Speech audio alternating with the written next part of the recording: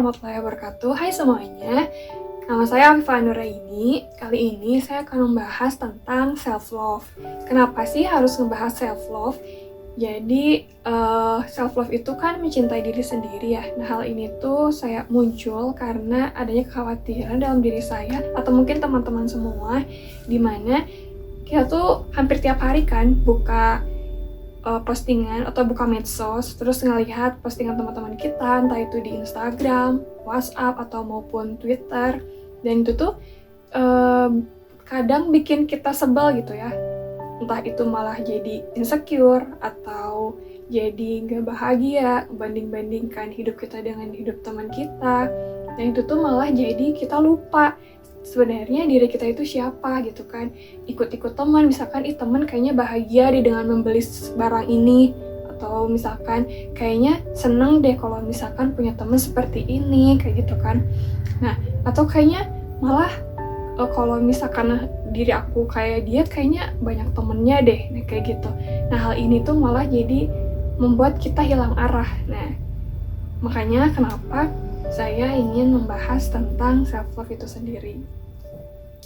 Nah, terus apa sih sebenarnya makna self-love itu? Self-love itu dari bahasa Inggris ya, bahasa Indonesianya ya mencintai diri sendiri, istilahnya seperti itu. Nah, jadi self-love itu tidak hanya mencintai diri sendiri, tapi kita menghargai, memahami diri kita itu siapa sih. Terus kita paham kekurangan kita, paham kelebihan kita, keunikan kita tuh seperti apa. Jadi self-love itu tuh kita yakin akan aku mencintai diriku sendiri. Terus self-love itu sama gak sih kayak egois? Nah, ini sangat berbeda ya. Self-love sama egois itu sangat berbeda.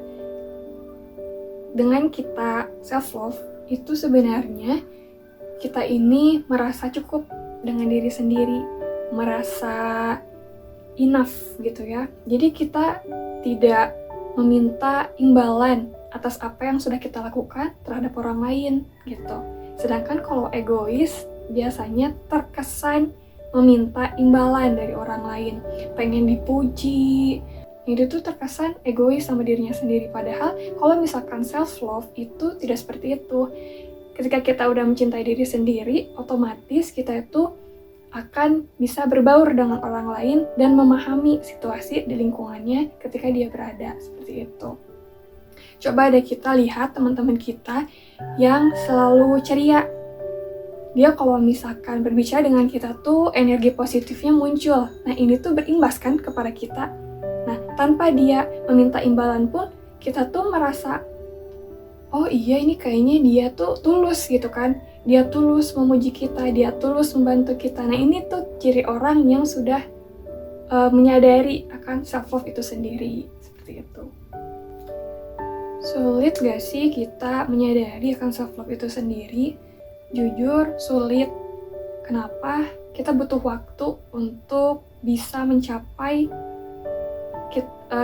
itu gitu kan. Belum nanti di tengah jalan kita ketemu kejadian atau hal-hal yang sulit dikontrol oleh kita sendiri gitu kan.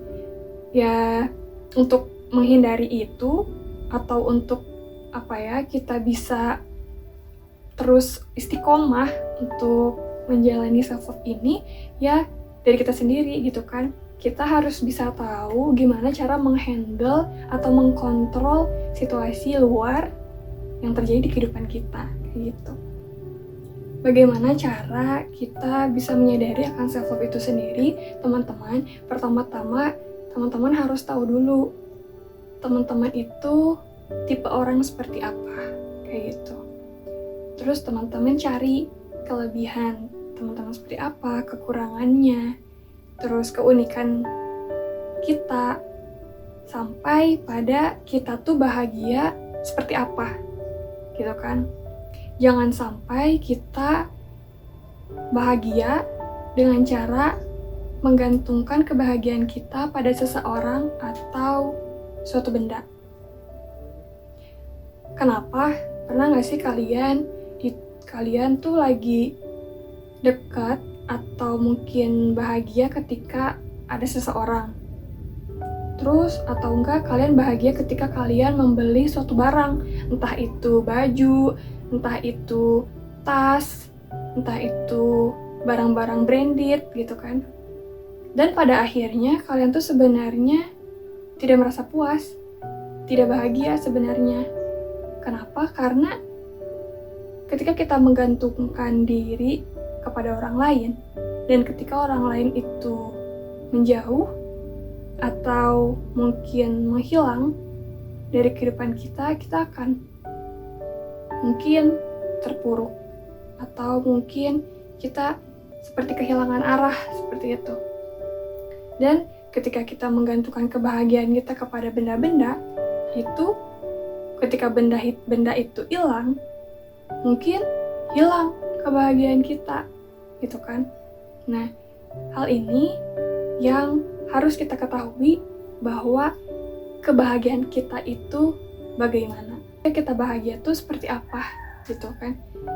Ketika hati kita itu tenang, ketika hati kita itu senang, itu bagaimana, seperti itu. Terus selanjutnya apa aja sih langkah-langkah untuk memulai self-love itu sendiri?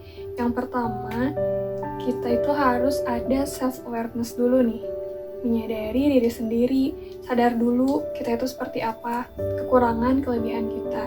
Coba deh kita kasih waktu buat ngobrol sama diri sendiri, buat tahu aku tuh sebenarnya seperti apa, kayak gitu.